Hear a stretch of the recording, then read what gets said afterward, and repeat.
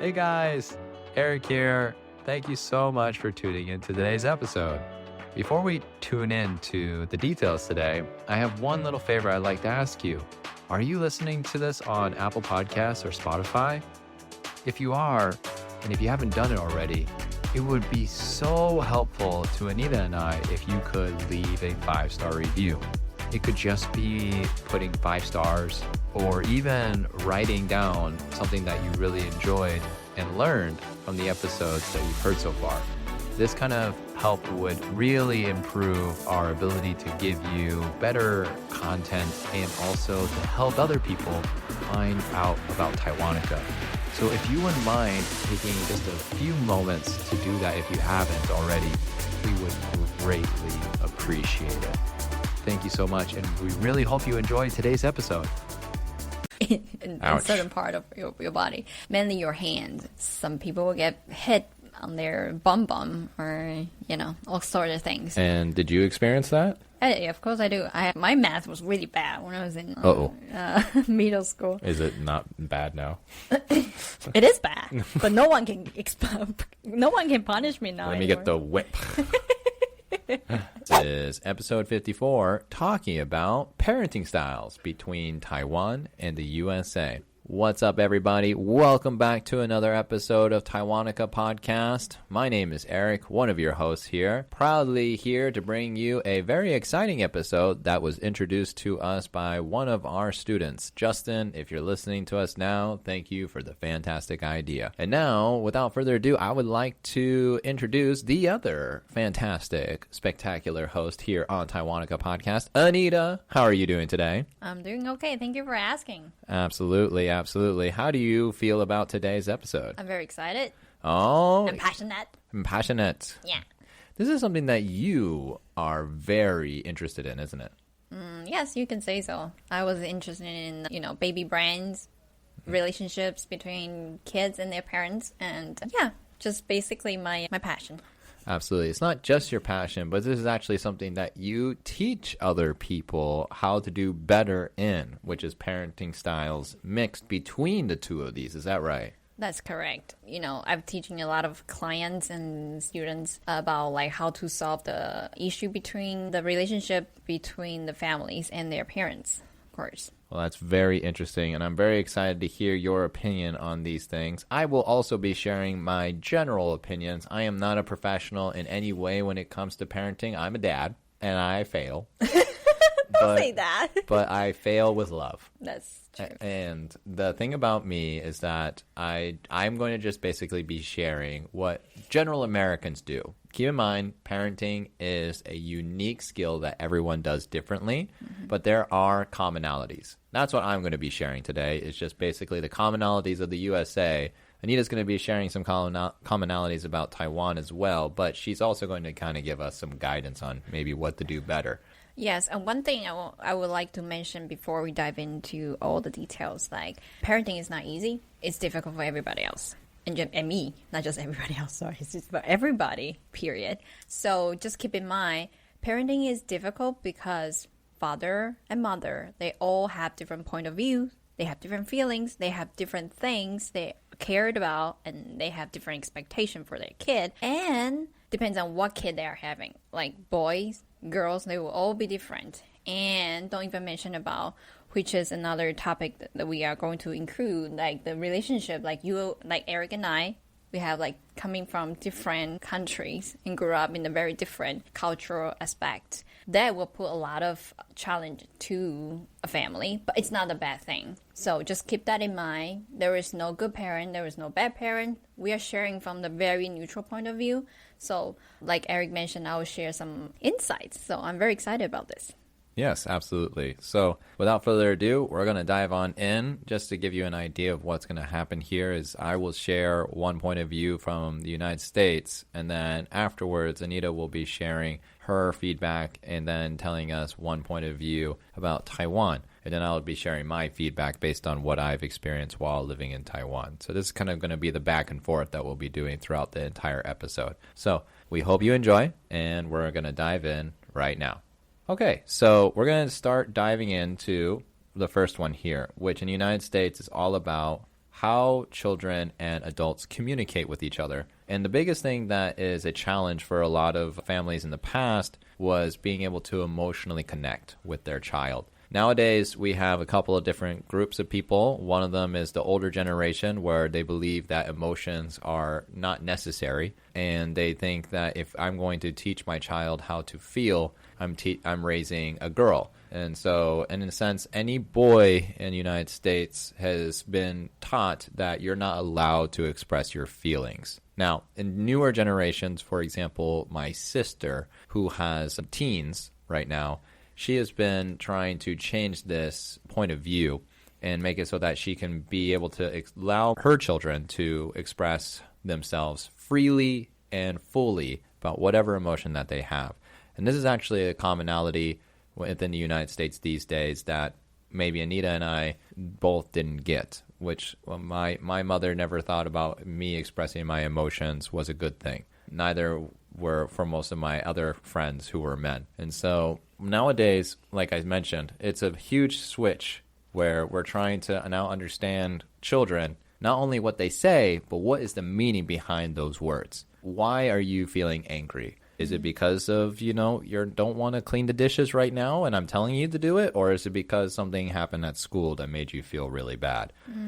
So there's a connection behind all of these emotions that our children don't really recognize. And our job as parents is to basically guide them through the process.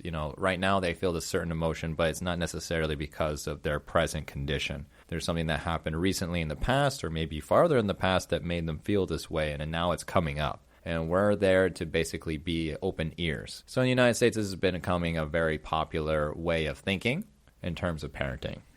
I think this one is really good because, kids, I actually noticed about the emotion expression, the whole thing from a kid's book. Because, we take our son to a library very often. There was some kids book. We check out, there are a lot of kids book expressing, or teach kids actually, different kinds of emotions. They will use a very simple illustration telling, this person is feeling angry, and show you the face, and they will tell you, it's okay. Sometimes you feel different kinds of emotions. They were just emotions. And sometimes even when you don't know the reason why, it's also okay, So I think that from the education point of view, I think this one is really good because you teach kids knowing about their emotions.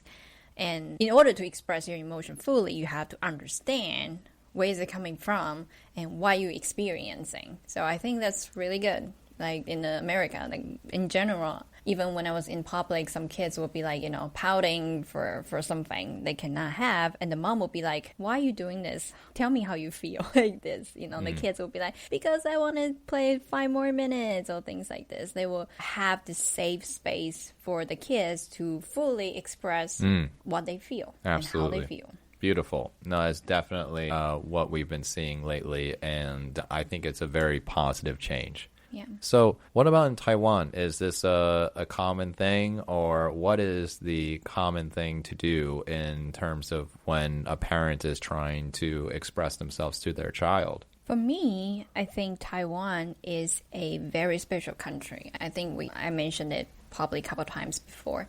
Taiwan is a new country compared to the world history. Taiwan is a very new independent country. So we are adopting a lot of things at the same time. So the education or parenting style compares to, my parents or my sister's generation could be a little bit different because we are changing all the time. We are learning new different kinds of styles. So when I'm sharing this, it's from majority of the Taiwanese people. They are doing. I'm not saying we are not, allowing people to express their feelings. But most of the people in Taiwanese conservative or traditional family is not allowing us to share our feeling freely.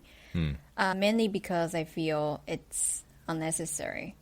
Or the parents will feel like, if you feel this way, you are weak, so you will get hurt, either by your future partner or your friends or, the peer. The parents wanted to protect their kids by not getting hurt, so they're just not in the system. Like, we don't share our feelings. I remember when I was a kid, sometimes I would feel sad. I was very shy and scared of a lot of things. So little things can make my heart go like, like I was, scared, and I don't know how to express my feeling. And I remember there was one time I was crying, finally. I forgot what happened, but I was crying because I was so sad because of something that happened in school. And my mom got so angry. My mom was like, do you really think tears can solve everything?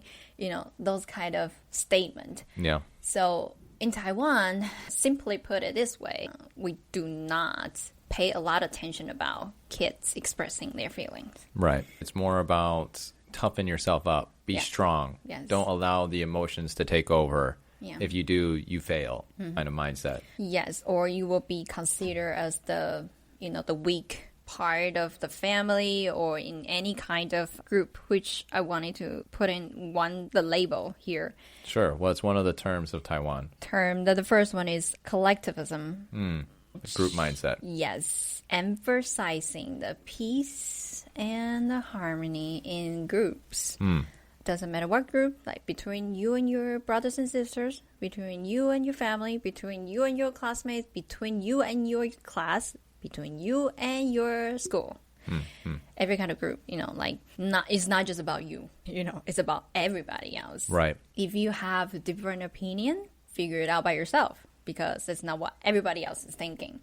If you have a different opinion, if you have different thoughts that's different from everybody else, you are breaking the peace. Unless you are the authority, right? Unless you are the leader of any kind of group. Right. So father, mother, teacher. Whatever. You know it, yeah. So we do emphasize on the harmony and peace. So you can see a lot of people are just, if you in the class, Taiwanese class, I say, does anybody have an opinion or anybody have questions? We always say no. Yeah. Because that's what we're being told when we're a kid, very young age. Like, we do not put our needs in front of everybody else. And so, is there a specific reason for that? Like, is it just because of the culture, or is it because generations have been doing this for ever since beginning of Taiwan, or is there another more specific reason why this happens? If I dive deep to look at this issue, the reason could be vary. Like, in the beginning, we were colonized by Japan. Or if a country was colonized by other people for many times, we learn how to obey. So we learn how to be just like everybody else. Don't be the one that stand up, otherwise you'll get in trouble. Right, it's like life-threatening, right? Yes, it's like, survival instinct. That's what we've been told based on our history. So again, I mentioned it. Taiwan is a very new country, so if you talk to the person who is like 2 generations back, like your grandparents, they probably still share this kind of experience. Like, when you're a kid, they are not allowed to speak Mandarin Chinese, or they cannot speak Taiwanese, Right, or Hakka or yes. Yanjumin, stuff like that. Yeah, right. You have to be like anybody else. We'll be right back. I really like journaling, but I always end up with no time or cannot find a journal that I really like. So I was like, hey, let me create one. So here it is, a self-help journal created and designed by Anita. Inside the book, I provide very simple and easy to follow template. For example, in the morning, to-do list. In the evening, gratitude practice. So you can use a very little time to start this healthy habit. Go ahead and check it out in our description down below, or go to our buymeacoffee.com.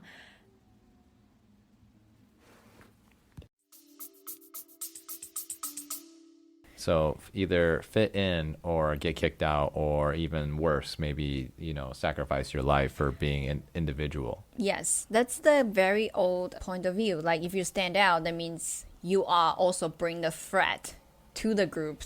Right. That you are belong to. For example, you bring threat to your family if you're different from everybody else.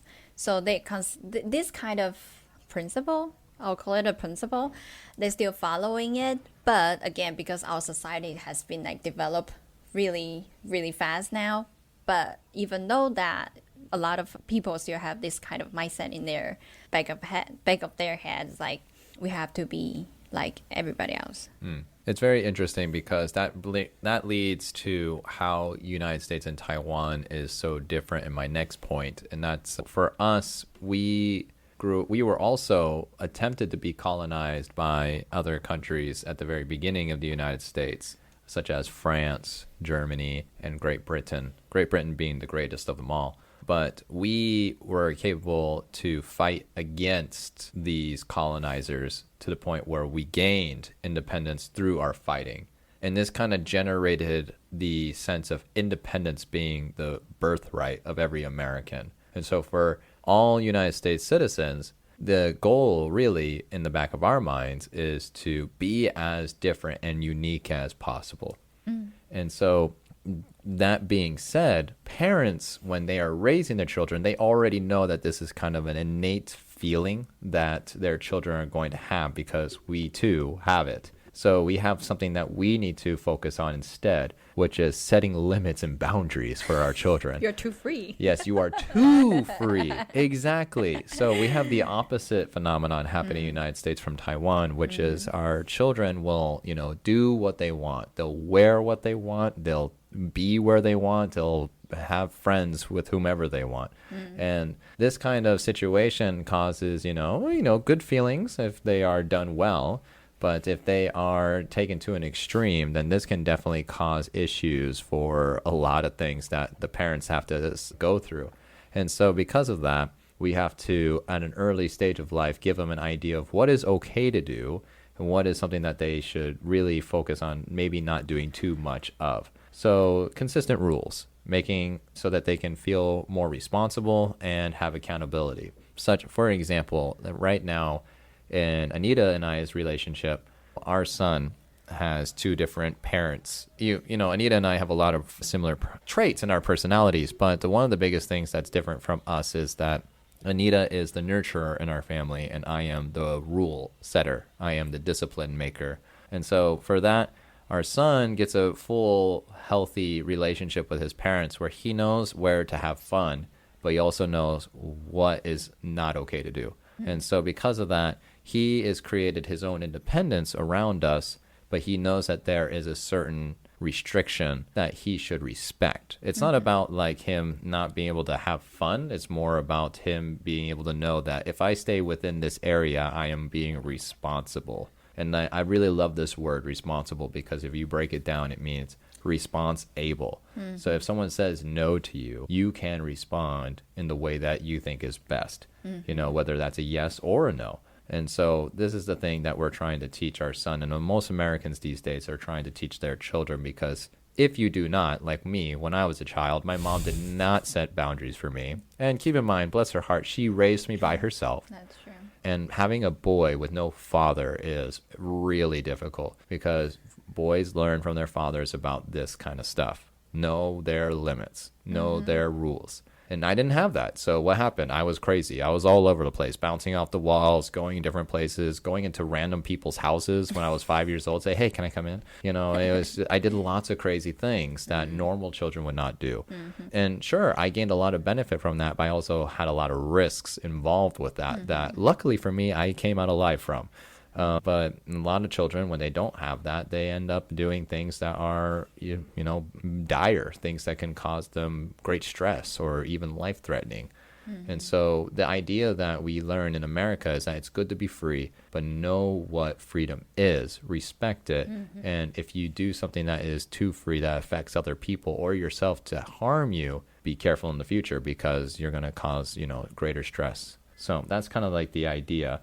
And so yeah, I think that's something that's very different between the Taiwan and USA. Wouldn't you agree? Yes, and then when you were just talking about this, I have this idea all of a sudden just pop in my head. It's like I'm becoming an American citizen, so I've kind of like learned something about the American history. You guys are emphasizing freedom and independency. And then just thinking about what is Taiwan emphasizing? Like the whole country, the nation thing is unified. Absolutely. Right? So it's kind of like, interact with the country and the people, or what they are believing, what are they going to teach the value to their kid. It kind of explained it there, what you just say, like freedom, independency. But the boundary things, I think it's really good because I've definitely seen a lot of people here. They know boundaries, like boundaries between families and friends, what is okay, what is not okay. And, how to respect other people's boundaries is not taking it personally. So, because you don't allow me to do this, then we are not true friends. I've seen a lot of people are learning, even adults, they are practicing building the boundary because one is not easy.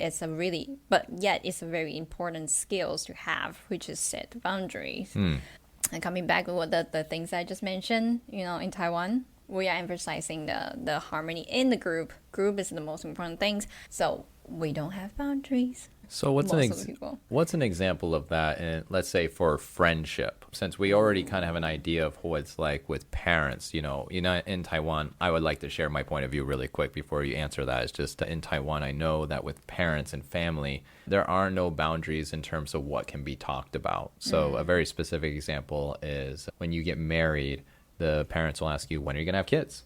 And that's a constant repetitive thing. Or if you are an older man and you're the only man in the house, they ask you, when are you going to find yourself a wife, or when are you going to find yourself a girlfriend? And these are no boundaries, right? They're just direct questions that are asked at the dinner table, or when you just come visit for an hour.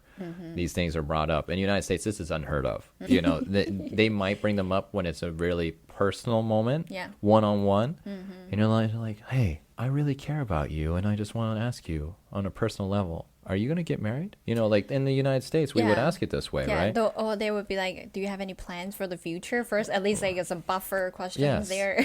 Right, exactly. It depends on the relationship and the boundary. That's true. Right? Yeah. So if we're really, really close, the boundary doesn't need to be there. Yeah. But if we're, not very close, then the boundary creates that buffer. Yeah. Right? And so that's something that United States, we must have in order for us to be open. Yeah. But in Taiwan, I definitely did not see that. Definitely not. Let me just share one experience. I'm pretty sure the Taiwanese people that listening, they will be like, what? All right, let's do it. Dive in. All right. Since last year, Eric's mom moved into the house, which is, how would you call it? It's a few doors houses. down. Yeah, very close. Just you walk there 1 minute. And every Monday is my time with my son. Just the two of us, we will go to the library to have a story time. Story time is a thing that you go there and spend time with other babies, and there will be a librarian there singing songs and teaching kids fun stuff, and you just go there and have fun. That's like my quality time with my kid, with my son. And, I just really like it. And there was one time my mother-in-law, which is Eric's mom, asked me, like, oh, can I join you guys to the story time? I said, yeah, sure. So we went there one time, and then next week, because that happened every Monday. So the next week, Sunday, she said, oh, I'll meet you outside of the library, right? And I was like, what? They are inviting her? So it's kind of awkward, but I was having a lot of stress because from the Taiwanese, experience, if you say no to this kind of thing to your mother-in-law, authority, there will be a lot of, drama. So I was just tell Eric, like, what should I do? Tell your mom I don't want her to go. But Eric just like, you just tell her what you want. I was like, sure, I'm going to tell her. Boundaries. Yes. So I told her and I say, I really enjoyed our story time last week. But this week, I would like to just, Kaya and I, my son, and I hope that's okay. Just the two of you. Yeah, just the two of us, me and my son. And I was so scared about her message. And then a few minutes later, she sent me back, say, totally okay. Have fun in your story time. So I was like, wow, that's fun. Boundary is fun. Yes. And so hopefully this is kind of a thing that Taiwan can start to adapt to. I think one of the things about Taiwan that's so great, is you mentioned it previously, is how they are developing so much there. And it's not because they're developing this whole brand new lifestyle that only Taiwan Taiwan has. No, they're going out and learning from other countries' successes and basically adapting those into their own system. Yeah. And so I think this is one of those traits that would be really great for Taiwan to have in terms of parenting. It's just basically creating a sense of boundaries. Yeah, I think it's very important. It's like Taiwanese people, they learn things really fast. They do. They do. They're really fast. But one thing we usually tend to, oversee, which is the meaning behind it. We are really good at learning things from other countries. For example, like gender reveal party, all the things, we didn't have like 5 years ago, but right now everybody's doing it because it's trendy. We learn trendy things really fast. But today, the point for us to share this is we would like to show you what's the meaning behind that. So, the behavior or, what we say, the boundary will have meaning behind it. Well, that's healthy. Well, and keep in mind that United States, we have had independence for 200 years. That's true. And we didn't actually understand what that truly meant until 50, 60 years of after having it. We had to go through lots of process of, this self-discovery, understanding what these words actually meant to us as a nation. Yeah. And then they started to actually have meaning. So I think Taiwan is doing the right thing, taking the things that work and then they'll figure it out later. Yeah. Just kind of play around with it, right? Yeah. So that's fun. Yeah, absolutely. And so this kind of goes into another point that you wanted to mention, right? Yeah, instead of setting a boundary, like I mentioned, majority of the people, they don't have this idea what boundary is.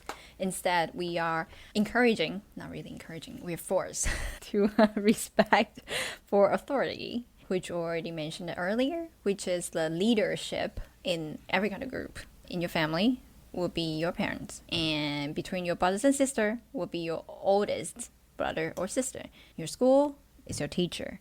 And just everything. You go into the army, there will be some, I don't know how to call him, general? I don't know. Yeah, sure. General, right? Yeah. This kind of thing is like we've been told and it just is. You just have to do it. You just have to respect those people. We have some very, I don't know how to call it. It's a very Taiwanese term. What is it? It's called 尊师重道. Okay, so like respecting the importance of respecting the master, or like what is that? 尊 is like respect. So respect teacher, which is the authority figure, and 重道 zong is like emphasizing or pay attention to. 道 is like the 道理, the rules and disciplines, principles. Those are like the things we have to follow. And in our education system, when you're really young, probably elementary school, first or second grade, it's all been written in the book. You have to read it, and they just teach you how important it is. So I think this one comes with the good results and bad, not so positive results, which is people don't express their thoughts, or a lot of cases is like we feel the teacher is wrong or being unreasonable or being nonsense or those kind of things, but we are afraid to speak up. If we speak up, we will be putting on the label says, oh, this is the best student, or you are just so rebellious, or you're just this kind of bad words attached to the person instead of your behavior. We just labeled you as this horrible person. I see. So that, personally, I think it's a very not so positive result, because I wouldn't use the extreme words here. But another positive result is we learn how to follow rules without breaking it. Perfect example is COVID-19. Taiwan is famous for not affected by the pandemic in a very early time, like 2020, 21, when the whole world was suffering from this pandemic. But Taiwan is like the very few, like probably 2 or 3 countries has like the freedom that you can go outside and things like that. It's because the government, the authority figure says wearing a mask whenever you go out, and people followed it. Right. Right. So this is definitely a positive result because of our trait. This trait brings out the positive result. So there are good side and bad side. Yeah, absolutely. And I think you definitely explained it in great detail about what are the positive sides of having this, and the negative sides can definitely take a toll on people's emotions, especially when we have to always listen to somebody else and not listen to our own thoughts. And this is something that the United States actually, we wish we had a little bit more of because of our independence being so strong. It's really hard to follow a leader to the point that we, in every part of our lives, our teachers, our parents, even the president of the United States, there will be half of the group that believes that they are doing the right thing, and then the other half thinks that they're doing completely wrong. And this has caused turmoil and, confusion and chaos inside the United States because the idea of following a leader only really exists in sports. And that's basically it. The sports world and sometimes in business world, when we are working as a team, then we will be able to succeed. And so in these two parts of the society of the United States, having groups work together is a great way to have an authority figure because they will be able to guide people. And in teams, we have coaches. And so having coaches helps us understand that they definitely know because of experience. But for some reason, teachers and presidents and everyone else, like parents, we don't have respect for them. And so because of that, we kind of just lash out at them at any given time. God.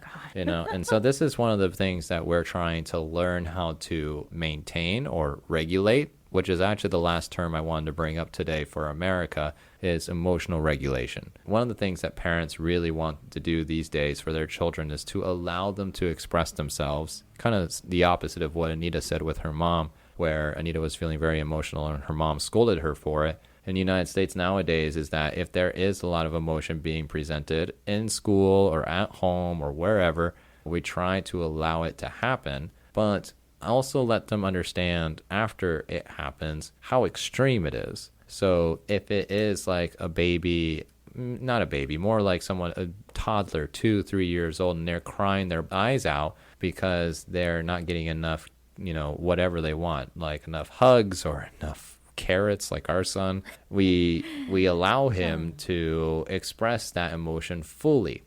But afterwards, every time we let him know that, there's no need to be this amount for this situation. So specifically for the carrots, we tell our son, there's no need to be so sad that there are no more carrots. Because we have a phrase that we try to teach him, which before we were saying to him, all gone, there's no more. That made him even more upset because he believed that there is nothing left, so I should be really upset about this. Instead, we changed the term to, there will always be more. And when we said this, he actually had to think about it for a minute. He was like, and he's like, what does that mean? But after we said it so many times, even though he still gets upset, he now understands that, I can be upset about not having more now, but there will be more later. So his time that he is upset, in other words, his emotional regulation has been easier for him to control.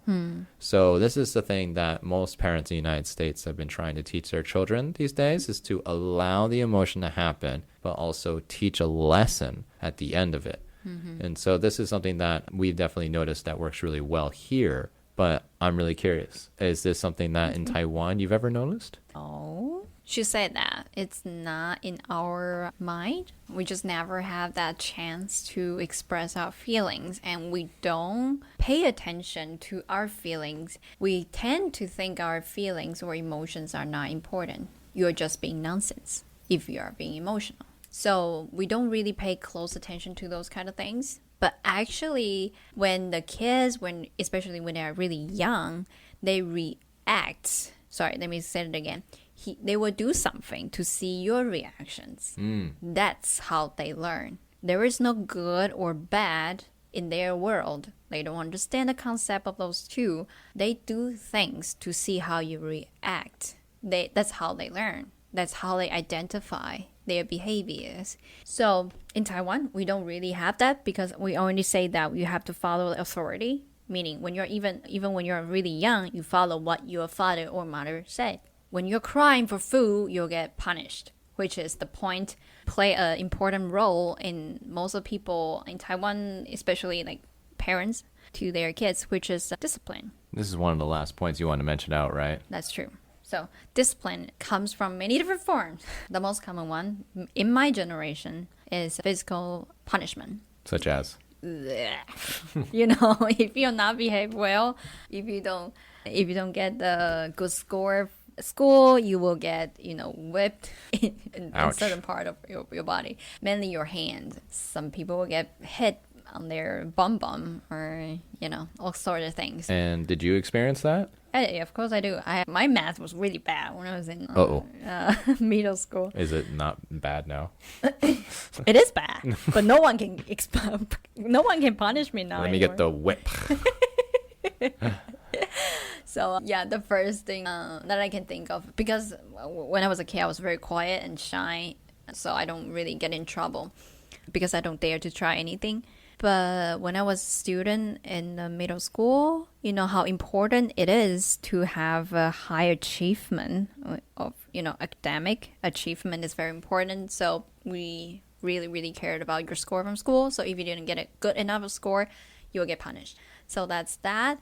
And I think most of people right now, about probably 70-80% of people can recognize this behavior is actually wrong or harmful to the kids' emotions and development sort of things. So this one is, I would like to, leave this one to everybody's judgment. Physical punishment, I do not support it. But the other part, I think it has the deeper trauma to the kids, which is they will shame or use the fear to stopping kids from doing the things they don't want the kids to do. Like, okay, if you are not, will have sort of discipline, right? Like principle you have to follow. If you're not following this, you will get punishment, which some of the common examples are they will lock the kids in the closet or in the bathroom without lights on. Or I've heard one of my students share that when she was a kid, if she didn't get a good enough score, her grandma will tell her to go to a abandoned house, just stay there for a night. I was like, oh Jesus gosh. Christ. Wow. It was like this. Use the fear to stopping them from doing the things they don't want. That's really bad. Or humiliating them. Like, oh, if you do this, you are so 丢脸. You're so 丢脸. How can you do that in public? Look, everybody else is looking at you. Oh my God, it's so Mama feels so embarrassed because of you. This kind Shame. Shame on you and your cow. Mulan. That's not Mulan, is it? That's the movie, yeah. Oh my goodness, it is. Okay, anyways. So, yes. So a perfect example from the very ancient education way, parenting ways to shame the kid. Or the last one, I've experienced that, which is, if you do that, I don't love you. Ooh. 妈妈不爱你哦，不行哦，你这样子妈妈不爱你哦，那妈妈不要爱你。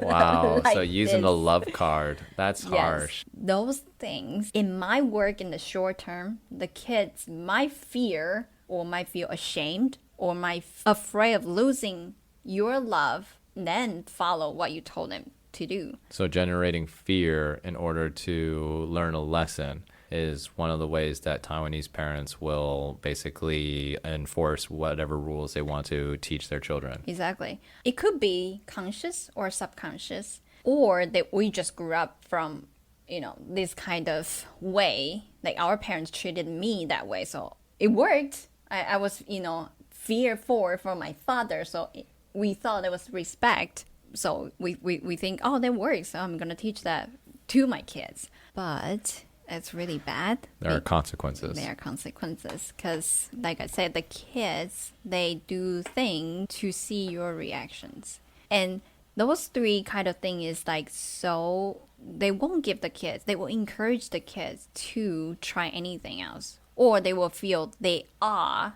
the failure instead of their behavior. I think what we're trying to say is, don't do that. That behavior is bad. But most of the time we forget about things. It's like, you do this thing, meaning you are a bad kid. We say that a lot. Like 你不乖哦，你这是不乖的小孩。你就是很调皮，你就是 blah blah blah blah blah. Yeah, and this is the very last point that I wanted to express about how we're so different with Taiwan. Is it okay if I dive in here? Sure. So the thing about United States that we do in this kind of situation is to recognize the negative thing, but then afterwards encourage them to try to do something positive instead. So to give you a clear example, one of the things that we have noticed with our son is if he does something wrong, like he's not supposed to touch certain things, like the air conditioner, for example, because it has water in it. And if he touches it, it falls over, there's water all over the ground. And so whenever he gets close to doing that, we tell him, no, don't do that. And if he keeps doing it, then there will be some sort of punishment to recognize the boundary. But on the other hand, if he knows not to do it and he doesn't do it, this is the part that I think a lot of parents forget, is to, congratulate and celebrate those things. And so one of the things that we have done is basically say when he doesn't touch the air conditioner, we say, yeah, good job. And we clap and we cheer and we hug him and we kiss him. And then guess what happens? In the future, does he touch the air conditioner? Rarely. If he does, it's maybe once in a while, but he remembers when he's about to do it, but if I don't do it, then I'll get praise. So we have that positive reinforcement attached to it. Now, do you think this is something that Taiwanese parents do? I think some parents do that, right? Some parents do that, yes. So they will be, what I would suggest is more of the positive encouragement. Because, there was a lot of pressure being a parent, especially a mom in Taiwan society, because your mom is watching you how to be a mom. Oh, right. Right? So, like, oh my God. I can see a picture in my mind. Yes. Like this very dark picture, and there's this giant head of your mom, like hovering above you. Are you doing it right? Yes. You let your kids do that to you, sort of things like that. Oh. So mom has a lot of pressure from their mom. So they want their kids to behave the best. Don't even mention about you come from the family has a lot of brothers and sisters. Because other brothers and sisters will have kids. They will be the person you're comparing to, So it becomes a competition. Yes. So again, I wanted to say it's either conscious or subconscious. We were doing this, but just keep it in mind. What is the best for your kid? Even though your mom is watching, your mom is your mom. Okay. Preach it. Yes. So think about it. Don't feel pressure. I think a lot of mom really has a lot of pressure whenever they are teaching their kids.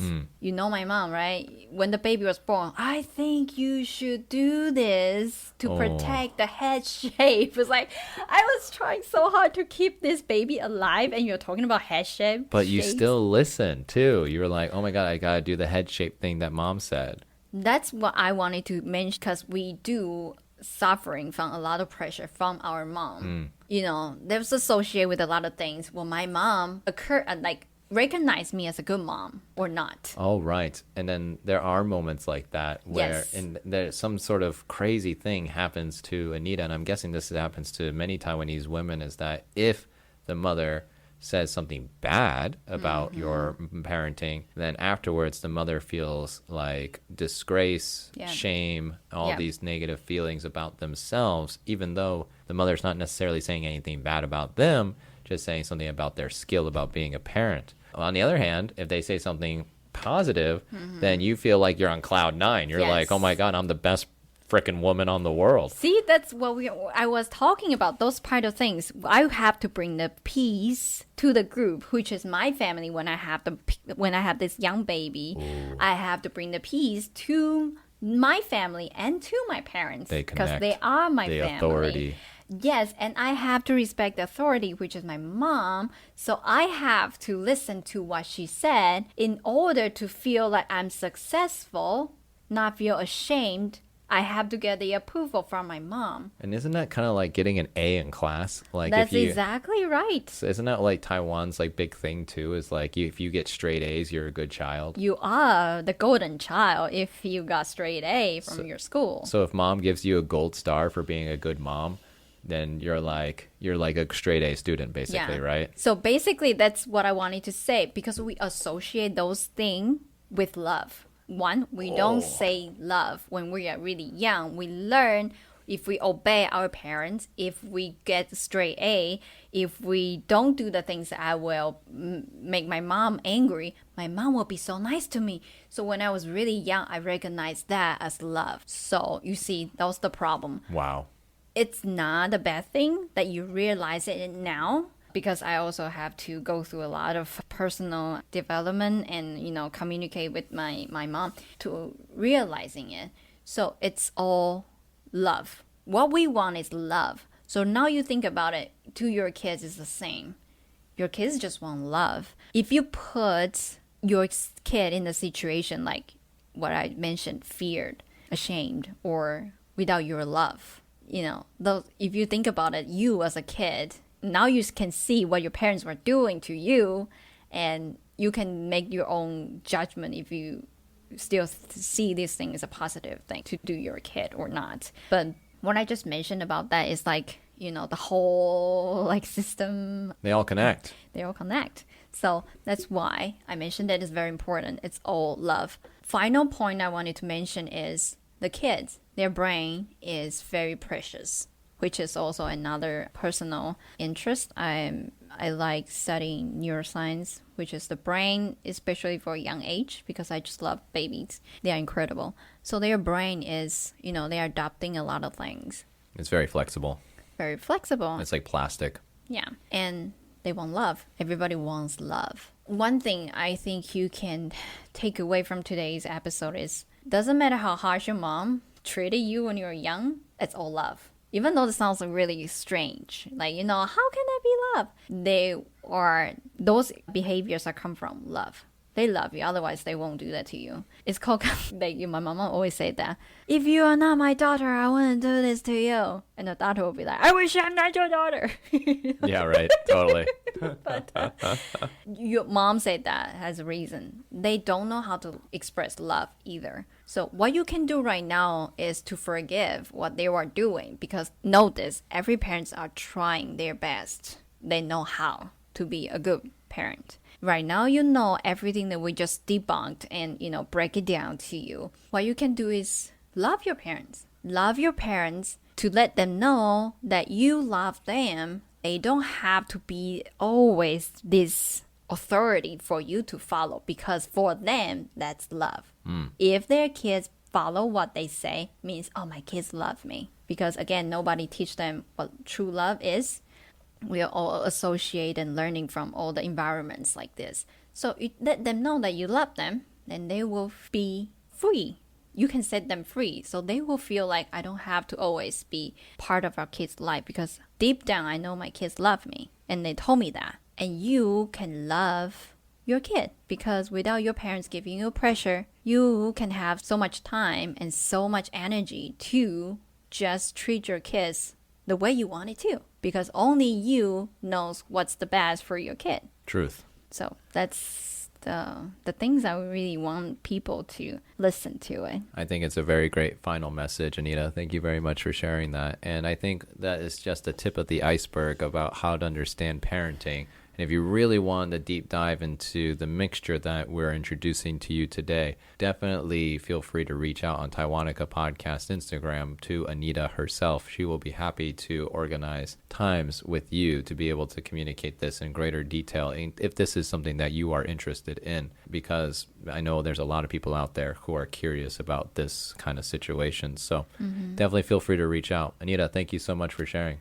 You're welcome. Thank you for having me. Yes. I'm always here, but yes, thank you. But today was your day, and we appreciate all the things that you shared. Thank you. Yes. So, well, we hope you enjoyed today's episode. If you did so, please definitely follow us on Instagram at Taiwanica Podcast. And you know that we love coffee, so if you want to help us buy some coffee, you can go to our buymeacoffee.com/Taiwanica, and you can buy as many cups for us as you want. And so, yeah, well, we hope you enjoyed today's episode. We'll see you next time. Bye-bye. Bye. Thanks so much for tuning in to Taiwanica. If you're enjoying the show, please feel free to rate, subscribe, and leave a review wherever you listen to your podcasts. That helps others find the show, and we greatly appreciate it. Thanks again for listening, and we'll catch you in the next episode.